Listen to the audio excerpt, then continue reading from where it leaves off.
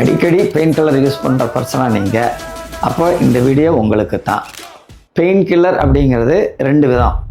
ஒன்று பேரஸ்டமால், இன்னொன்று NSAID.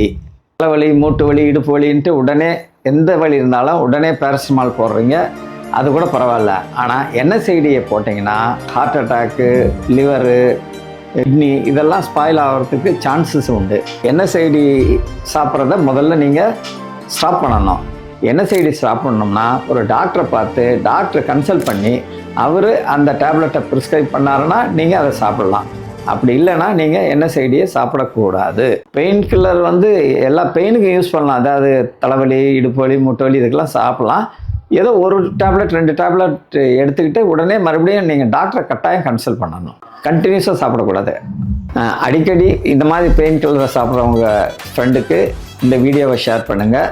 இந்த மாதிரி ஹெல்த் அவேர்னஸ் வீடியோவுக்கு நம்ம பேஜை ஃபாலோ பண்ணிக்கோங்க.